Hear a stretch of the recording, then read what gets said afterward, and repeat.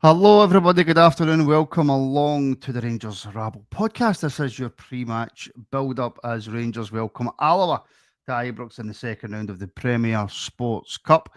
My co-host today joining me for all the build-up and all the analysis. At least I hope there's going to be some analysis. It's Fergie. Fergie, how are you doing? I'm good, my man. I'm good. It's good to be on. Hopefully on to build up to something a bit better than what we've been seeing, but we'll see how it goes. Have a wee chat about the team and what we think about that. We shall. We shall. What we'll do before we get into anything, though, is we'll all hear from the manager and get his pre-match thoughts, and then we'll come back and we'll discuss it because we could be guessing about what the team might mean. Hopefully, the manager gives us some clarity. Russell, Premier Sports Cup action today. How's preparations been the build-up to this one? It's been really good. I've really enjoyed the way the guys have trained, and we have a lot of guys on the pitch who have trained outstandingly well over the last couple of weeks, even though we probably want more time and more minutes on the pitch. We've had a really busy schedule. So we've gone for freshness today, an opportunity. And I'm excited to see who takes the opportunity. And I'm really confident that we have a lot of players that will. And we have Mikey, obviously, it's been frustrating for him not to be involved yet. Oscar, really excited to see what they can do, those guys. And then Tello and Hamza on the bench as well for the first time. So first time in a while for Hamza, and obviously the first time for Tello, so that's exciting for us as well. Yeah, does that obviously explain the decision to make the 10 changes today and give those guys those opportunities that you talk about? Yeah, so we've had a busy schedule. Mm-hmm. Some guys played a lot of minutes and looked very tired at the end on Tuesday night. A bit of travelling as well. So, and we have to put a team on the pitch we think can really produce a performance with big energy and high energy and really, be really forward thinking. And we've done that today. And these guys, the way they've trained, like I said, they really deserve that opportunity. So I'm excited if they play the way they've trained over the last couple of weeks when they've not been quite involved. It's been immense, their application and attitude. So they have to get a chance at some point, and today they'll get it, and I hope they take it. You talk about the likes of Cello and Hamza returning to the bench too. Do you feel the squad as a whole are getting stronger when you see guys like that returning too? Yeah, of course. And the guys we brought in, they're getting stronger all the time. They're understanding what it takes at this football club, and what we're requiring as a team and a group of staff. So yeah, I think we're going to keep building. We're going to keep getting better. And today we want to win and win in our way and turn the game into the one we want to. We always have to be respectful of the opposition, especially how well they've already started their season. But I'm really excited about the people we have on the pitch today and what they can bring. Yeah, the cup competitions are obviously hugely important, and you must be looking for a strong start from your side today. Yeah, I think there's an opportunity. We have an opportunity to get into the quarterfinal, and we have an opportunity to put ourselves in a good position to try and attack and win some silverware. So today is the start of that. Today is the start of that, Fergie. Before we get into the starting lineup and all that sort of stuff, it almost feels, and I'm not that I'm starting this on a negative because that's all it seems to have been lately, but it kind of feels like this game of the days. Yeah, this game of the days make or break for Russell, man. Could you not hear that in his voice there? He was stumbling his words. He's nervous. I wish he hadn't played that because I was trying to be optimistic about it, and I've had a quick look at the team, and I know you're going to announce it and we'll talk about that there, but I don't know how it's going to, because this style of play is very difficult. It's like chess, or I don't know. It's like asking somebody that's played checkers all their life to play chess and then going, oh, well, you haven't been playing very well, so we're going to get somebody that's just been watching you be rubbish at playing chess. Now you try and do it. And Alloa, that's just, that's a lot of hard joiners and plumbers and stuff like that. They'll just stick the foot in and they'll be having fun out there. Do you know what I mean? Watching Rangers get nervous. So I hope some quality shines through and there's somebody in there that can go, right, come on, boys, we're Rangers here, and shut me up and take some pressure off the manager. But I felt as if you could see it a wee bit there, and he was a wee bit. He's not his confident self that he was before these results. I actually think it's a bit of frustration from him from the reaction that he's got and the reaction that the team have had, albeit we haven't picked up maximum points in my first two opening games. So I think a lot of it, from his point of view, is frustration because he's looking at it going, no, but I know what the long-term picture's going to look like. Whereas we're all going, I don't care about the long-term picture. We've dropped points in the first two league games of the season. That's just simply not good enough. I think that our journey's been so tough. So I know people said that he was not going to get the time of day because he was rubbish in his loan spell and stuff like that. I don't really believe that that's what it is.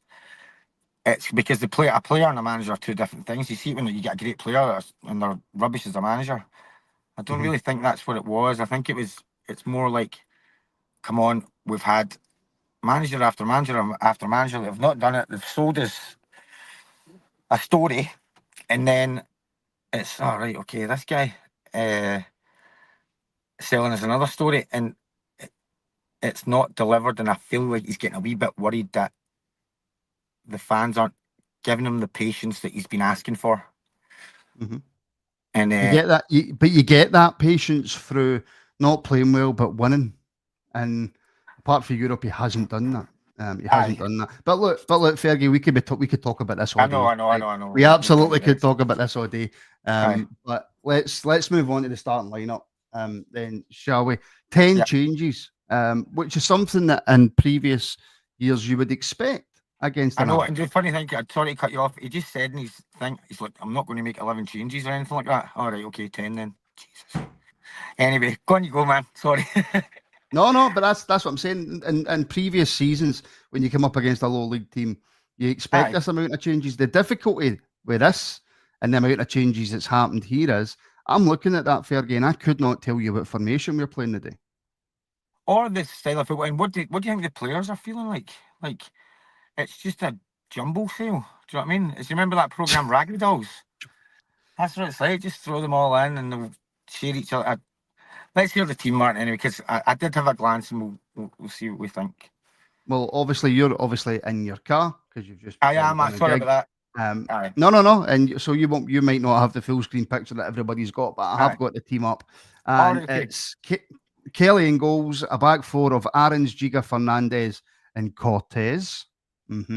Midfield of Rothwell, Rice, and Bayrami, and a front three of Dibble, Moore, and Danilo. Firstly, Fergie, the thing that jumps out to me is Cortes. How many times do we need to have a conversation about Cortes and he's not getting enough time? We've not really seen much of him. A lot of fans want him away already. And it would appear that the manager's now decided that because Jeffty's away, because Ridvan, he doesn't feel as good enough, and because Robbie Fraser's went on loan to Dunfermline, the best left back we've got at the football club right now is Oscar Cortes. Well, I hope that if he's playing a game against the board, I've seen managers do this before. They've stuck players in and went, you need to buy me a left back because look what I'm doing. Look what I have to do. So I hope that's what's happening. But Oscar Cortes is not built for the rough and tumble of a Scottish Football Cup game. I mean, these boys are going to come in and want to kick lumps at. That's their only tactic, isn't it? Do you know what I mean? You've played five-a-side, you've got broken ribs. That's how we were brought up to play, do you know what I mean? And he's going to get terrorised in there. And I think that could be the only way that could be a benefit. I mean, Oscar Cortes, I suppose the argument, though, to that, Fergie, is that we should have the majority of the ball. The back four in this game, albeit it's not the way the seasons went, but the back four in this game should not be under that much pressure. Right. Okay. But it's not been pressure that's been the problem. It's been putting pressure on ourselves. That back four are going to pass the ball across each other all day long. That's been our problem. 500 passes or something it was between Suter and Giga. I don't know what, something stupid stat. And I don't think Oscar Cortes is going to change much. But it's such a strange suggestion. Is it to get him minutes in his legs? So he can show us what he can do? He's not a left back. It's not fair on the boy either. Because he's not, like, he's finally fit and it's like, oh, well, shove me in at left back. I don't know. If it was a full back, a 3-5-2, I get it. Do you know what I mean? And he can play he's playing more of a winger. Aye. Yeah. But I mean, we were all shouting out, you can't put Max Aarons at left back because, you know, he's a right back. But he had played there before. Oscar Cortes is a winger. He's a Colombian winger. He's no left back for Rangers. Anyway, it's a strange one. I don't know if it's just for minutes. I don't know.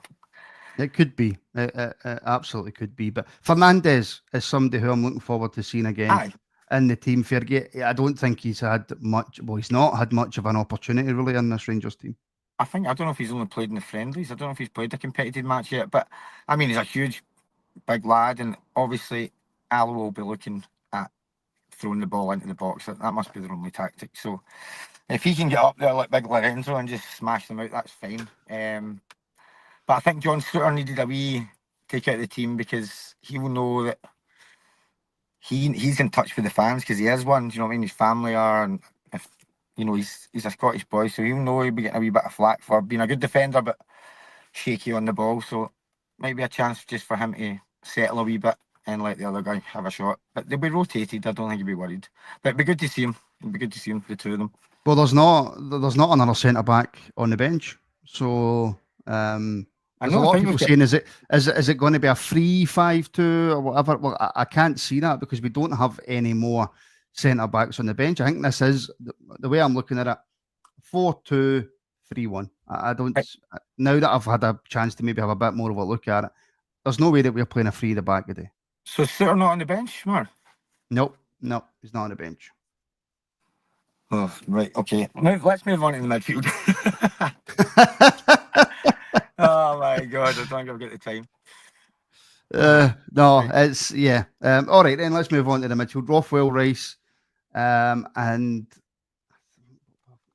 I think where's Bayrami playing in that? I don't know. Aye. I don't know how this is going to So look. But Raskin isn't even on the bench, by the way. It's all strange. Rothwell, maybe the 6, but Rice, that's his position that he's best in. Was he an 8? Don't know. Bayrami will be the 10. He'll be the forward of the 3. But this is the problem with Rice and Raskin and Rothwell, the 3 R's. Like they all play the same bloody position.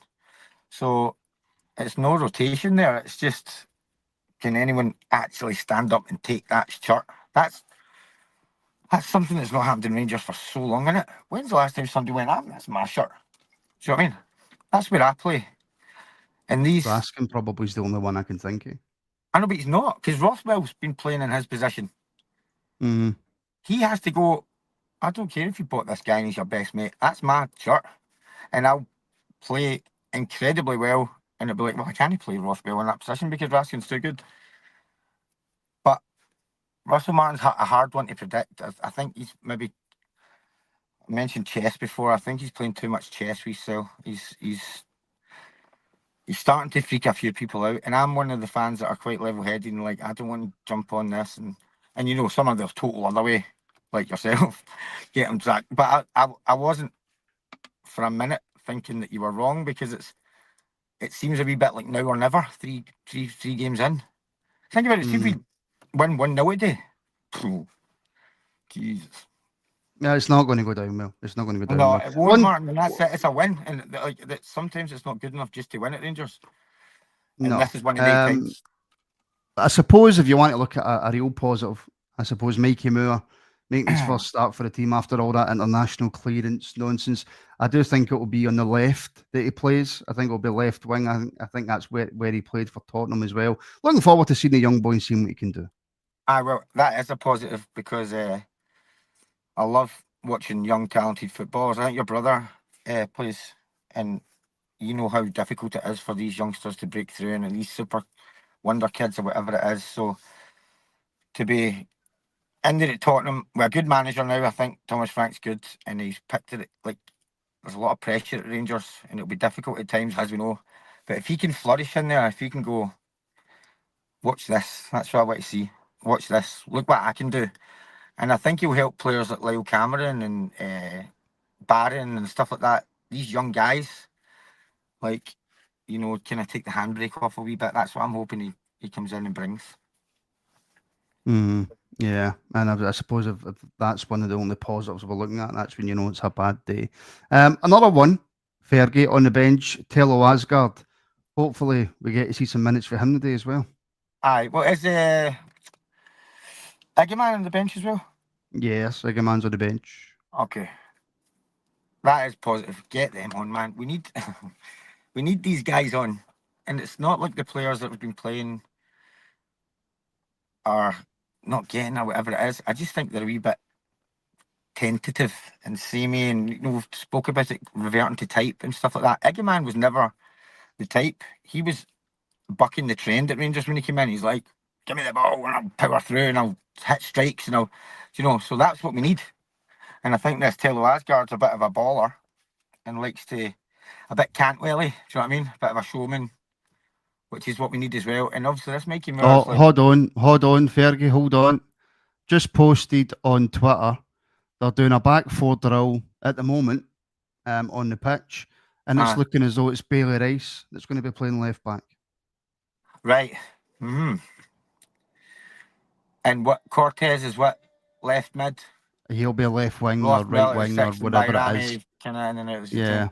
Right, So it's looking as though Bailey Rice is playing left back. Cool.